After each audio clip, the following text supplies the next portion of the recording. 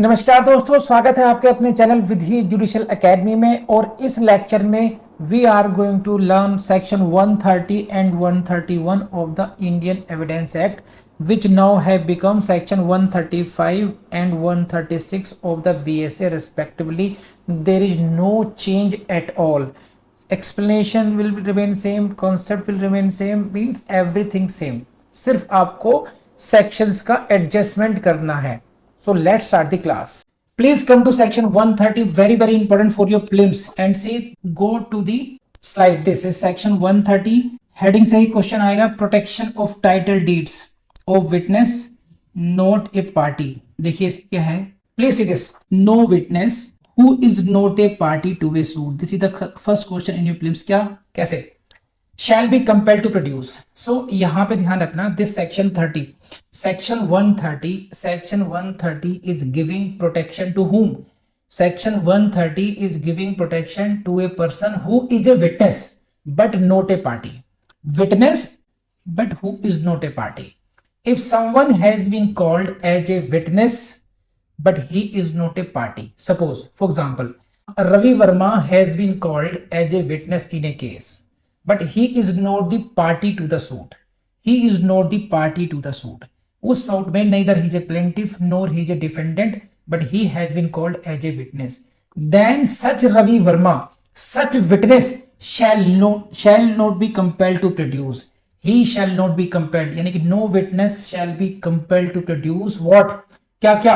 His title deeds to any property. Number 1, any document by virtue of which he holds the property as pledgee or mortgagee. Number 2 and number 3, any document the production of which might criminate him. Number 3, अब समझाता हूँ, 3 जगह मैंने 1 2 3 लिखा है कि अगर कोई व्यक्ति if someone has been called as a witness, यदि किसी व्यक्ति को गवाह के रूप में बुलाया गया है तो उसको निम्नलिखित 3 प्रकार के डॉक्यूमेंट्स को प्रोड्यूस करने के लिए कंपेल नहीं किया जा सकता, उसको मजबूर नहीं किया जा सकता। वो कौन कौन से डॉक्यूमेंट्स हैं? वो आपके क्वेश्चंस ऑफ प्रीलिम्स हैं, वो आपके प्रीलिम्स के एग्जाम में आपसे पूछे जाएंगे, तो रट्टा लगा दीजिए।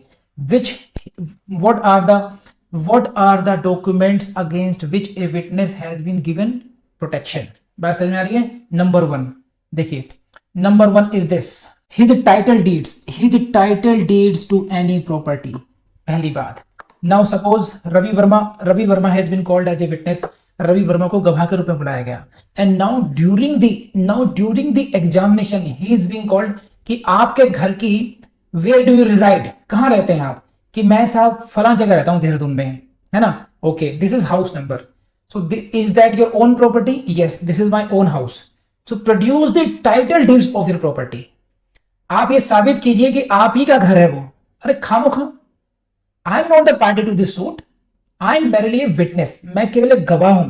You cannot compel me to produce the title deeds of any property. Why? This is the protection given to me by section 130. So this is the first question in your prelims. Which document is protected here? Title deeds. Who is protected? He is the witness. को ध्यान रखना, क्योंकि मैं बार बार क्यों समझा रहा हूं, क्योंकि यहां से आपके कंफ्यूज हो सकते हैं आप लोग। He is the witness but not the party. Party नहीं है, he is only witness. तो he is only witness but not the party to the suit. He cannot be compelled to produce the title deeds of any property. बात समझ में आ गई होगी। Number 2 कौन सी property है? नंबर 2 कौन सी डॉक्यूमेंट्स है? Any document by virtue of which he holds property as a pledgee or mortgagee. ऐसा कोई document like mortgage deed. For example, now Ravi Verma के पास में जाकर के अंजना शर्मा ने कोई प्रॉपर्टी मोर्गेज की। Anjana Sharma mortgaged the property with Ravi Verma, and for that purpose a mortgage deed was executed. And according to that mortgage deed, Ravi Verma is in the possession of that property. Ravi Verma के कब्जे में एक property है।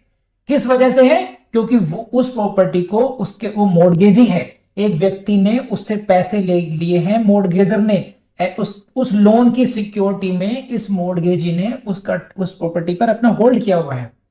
So there is a mortgage deed हुआ any document by virtue, पढ़िए, this is mortgage deed MD, mortgage deed. By virtue of this mortgage deed, he holds, Ravi Verma holds a property as mortgagee or pledgee. In case of movable property, he will be called pledgee. In case of immovable property, he will be called mortgagee. So this is the second category of document. If Ravi Verma is being called as a witness, if Ravi Verma is being called as a witness and he is being compelled to produce that mortgage deed, आप उस mortgage deed को produce कीजिए, then Ravi Verma can take the help of section 130 Evidence Act. Please, I am a witness, I am not a party, so you cannot compel me to produce that mortgage deed. And third is what this, any document the production of which might tend to incriminate him. Any document, ऐसा कोई भी दस्तावेज जिसको प्रस्तुत करने से उस पर कोई क्रिमिनल चार्ज लग सकता है। रवि वर्मा, जानते हो उस लड़की को? हाँ जी मैं जानता हूँ। शबाना शबनम कौन है आजकल, है ना, उसको जानते हो? हम लोग लड़की को हाँ जानता हूँ। कुछ कैसे जानते हो जी? मेरा उससे पत्राचार होता था। दिखाओ वो लेटर्स कौन से हैं। लेटर नहीं दिखाऊंगा, लेटर दिखाते ही मुझ पर मैं लपेटे में आ जाऊंगा ना। The production, these are those documents the production of which might tend to criminate me. So I am Shabnam. हाँ, तो शबनम का बोलबाला है आजकल। शबनम ने जो मुझे लेटर लिखे थे वो मैं नहीं दिखाऊंगा, उनको दिखाते ही मेरा मामला खराब हो जाएगा। I will have, you will criminate him, no. So these are the 3 documents for which no witness can be compelled. And who is the person? I am saying again, he is the witness and not the party.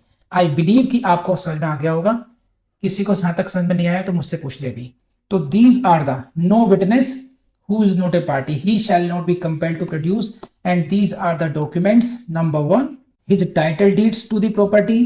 Number 2, any document by virtue of which he holds a property as pledgee or mortgagee. Number 1, number 2, and number 3rd is this, any document the production of which might tend to criminate him. अब मुझे बताइए, ये from my side 130 is over. Next part समझ लीजिए इसका। बस ये अपना यहां तक 130 ओवर नहीं, मतलब 130 का half part is over.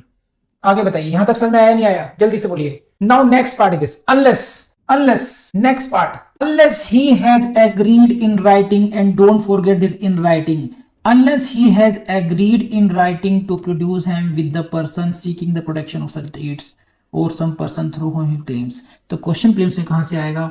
Unless he has agreed in writing with the person seeking the protection of such deeds। समझिए क्या बात है। So समझिए, protection is given to the witness, protection is given to the witness who is not a party। But suppose I am the party to the suit and I have and you have agreed, not only agreed in writing, this is very important, this is not only agreed in writing। और please को round कर लीजिएगा, circle कर लीजिए अपने बैरेक्ट में, यहीं से क्वेश्चन आएगा। Agreement must be in writing. If you have, Ravi Verma have agreed in writing to produce, okay sir, I do hereby agree to produce the documents whenever you call so. So now Ravi Verma has agreed to me, है ना, agreed to me that he will produce the document and this agreement is in writing. So I am the person who is seeking the production of such deeds। मैं चाहता हूं कि वो mortgage deed produce करे, मैं चाहता हूं कि वो उस टाइटल डीड को प्रोड्यूस करे वो। ऐसे केसेस में अगर उसने राइटिंग में एग्री कर रखा है, then he can be compelled. So in general he can not be compelled, and when he can be compelled, when he has agreed in writing. So options कैसे आएंगे? Unless he has agreed, option A. Option B क्या आएगा? Unless he has agreed in writing. तो don't forget agreed in writing, ठीक है। आई believe कि आपको समझ में आया होगा, नहीं आया तो पूछिए बस ही। If the witness has agreed in writing to produce them with the person seeking the protection, he may be compelled to produce them. That's all। 130, 131, section 131। मैं फाइनली पूछना चाहता हूं, कुछ किसी को कुछ दिक्कत तो नहीं है 130 में? Deepanshu, anyone? This is 131, section 131P for prelims, and first question in your prelims will come। This is the section which was substituted by the 2000 Act, IT Act, और यहीं से क्वेश्चन आएगा। निम्नलिखित कौन से सेक्शंस में से, out of following sections which have been substituted. There are sections which have been substituted, कि old one is substituted with new. तो ऐसे सेक्शंस को कई बार प्रीलिम्स में पूछ लेते हैं कि out of following sections which has been substituted. 131 is has been substituted, ये ध्यान रखना। तो पहला क्वेश्चन प्रीलिम्स में यहां से आएगा। Go to the bare act language, देखते हैं क्या कहता है। Please read the bare act. Language. No one shall be compelled to produce the document in his possession. No one, यहां विटनेस की बात नहीं कर रहे हैं हम। No one shall be compelled to produce documents in his possession और electronic records under control. समझिए बात को। Again you will see similar kind of protection. Again, you will see the similar kind of protection is being given to a person to produce compulsion, protection against compulsion. This is protection against compulsion. Compulsion what? Compulsion to produce any document in its possession. Suppose Madam Jasleen Walia is in possession of some documents. Madam Jasleen Walia is in possession of some documents, or some electronic record are under her control. Now the question is whether she can be compelled to produce them or not. Whether she can be compelled to produce or not, this situation has been dealt by section 131. What is then 131 says? So please don't forget 130. In case of 130, you have read this, that a witness who is not a party cannot be compelled to produce these documents. In documents को produce करने के लिए किसी भी witness को compel नहीं किया सकता। अब सपोज कीजिए मेरी I am a witness in a case, तो I can not be compelled to produce these three kind of documents. Now suppose the title deeds of my house are in the possession of Jasleen Walia. मेरे घर की title deeds यानी कि जो बेनामा है, जो registry papers हैं, वो जसलीन वालिया के कब्जे में है या स्टेट बैंक ऑफ इंडिया के कब्जे में है, ऐसे मान लीजिए। अब कोर्ट ने मुझसे कहा या दूसरी पार्टी ने एक एप्लीकेशन लगाई कि विजेंद्र वर्मा को कंपेल किया जाए कि he should come as a witness but along with the title deeds of his house. Now I am being compelled by the party, but I will say no, section 130 protects me. Fine. So जो party है दूसरी, अरशान भाई साहब बड़े चालू किस्म के इंसान है, इन्होंने सर आपको तो 130 बचा लेगा, 130 आपको बचा लेगा, लेकिन आई नो दैट आपके जो प्रॉपर्टी के पेपर्स हैं वो तो एसबीआई के पास है, स्टेट बैंक ऑफ इंडिया के पास है। तो now we can compel State Bank of India. तो now State Bank of India को जो प्रोटेक्शन देगा वो देगा 131 में। State Bank of India shall not be compelled to produce, इसको ऐसे पढ़ सकते हैं, no one shall be compelled to produce the documents which any other person यानी Vijendra Verma would be entitled to refuse to produce. जिन डॉक्यूमेंट्स को I was entitled to refuse to produce, मुझे अधिकार था कि मैं उनको रिफ्यूजल कर दूं प्रोटेक्शन के लिए, उन डॉक्यूमेंट्स को, अगर वो डॉक्यूमेंट्स किसी और के कब्जे में हैं, यानी कि मेरे डॉक्यूमेंट्स अगर किसी और के कब्जे में हैं, तो भाई जब मुझे कंपेल नहीं कर सकते तो आप उस अन्य व्यक्ति को भी कंपेल नहीं कर सकते हैं। आप समझ रहे हैं बात है? अब ये है इसकी बात सारी। If they were in his possession और control unless such last mentioned person consents to their protection. तो इतनी सिंपल सी बात है कि यहां पर उनके प्रोटेक्शन की बात कही गई है। पढ़ लीजिए लाइन, इससे आपको एकदम कंफ्यूजन आपका बढ़ जाएगा। This section intended for the protection of persons whose documents are in possession of some other person, whose documents are in possession of some other person like mine. मेरे डॉक्यूमेंट्स किसके पास हैं? जसलीन वालिया द ग्रेट के पास में है। सही है? डॉक्यूमेंट्स किसके हैं? मेरे हैं। किसके कब्जे में है? जसलीन वालिया के हैं। सही है? Then effect of this provision is that if any person is entitled, any person यानी कि Vijendra Verma, to refuse the protection of a document, the privilege or protection of the document should not suffer because it is in the possession of the another। बस छोटी सी बात है, मेरे ख्याल से समझ में आ गई होगी, नहीं तो मैं दोबारा समझाया तो।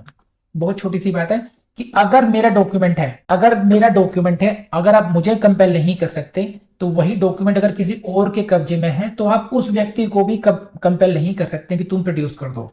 ठीक है? कब तक नहीं करेंगे? जब तक कि लास्ट मेंशन पर्सन यानी कि मैं उसके लिए सहमति नहीं दूं। तो मेरा डॉक्यूमेंट है ना, मुझे कंपेल कर सकते हो, मेरा डॉक्यूमेंट किसी और के कब्जे में है तो आप उस व्यक्ति को भी कंपेल नहीं कर सकते हो जब तक कि मैं उसको प्रोड्यूस करने के लिए उस व्यक्ति को अपनी सहमति ना दूं। तो दिस इज डन 131। तो कर लिया आपने पूरी क्लास। अगर आप वाकई में सीरियस हैं, मेरे इतने जगाने पर आप जरूर जागेंगे और याद करने बैठ जाएंगे। देखिए मैं बहुत कठोर होकर कह रहा हूँ, जिंदगी में आपके घर वाले भी काम नहीं आएंगे। आपकी एजुकेशन, आपका कैरियर और आपकी हेल्थ, यही आपको एक रेस्पेक्टफुल जीवन till the last breath of life आखिरी श्वास तक आपको एक जो रिस्पेक्टेबल लाइफ है वो आपकी हेल्थ देगी और आपका ज्ञान देगा, आपका कैरियर देगा। कोई काम नहीं आएगा कितना ही कोई प्यार करने वाला हो। तो सारे झगड़े छोड़ करके पहले अपने इस पॉइंट पर फोकस करो, अपने को स्टेबल करो और फिर जा करके कुछ और सोचना। अगर अभी तक याद नहीं करे तो चुपचाप बैठ करके याद करो बस, ठीक है। चलिए स्टार्ट हो जाइए फिर ये। अरे हाँ, दूसरी बात, मैं हर बार कह रहा हूँ आपको कि आपको vidhiJudicial.com वेबसाइट और विधि जुडिशल एकेडमी का ऐप, इसको जरूर एक्सप्लोर करना चाहिए। बस वहाँ पर आपको टेस्ट सीरीज मिलेंगी, वहाँ आपको छोटे छोटे कोर्सेज मिलेंगे जो आपके लेवल को और एक प्रो लेवल पर ले जाएंगे आपको। उनको जरूर एक्सप्लोर कीजिएगा। Thank you very much.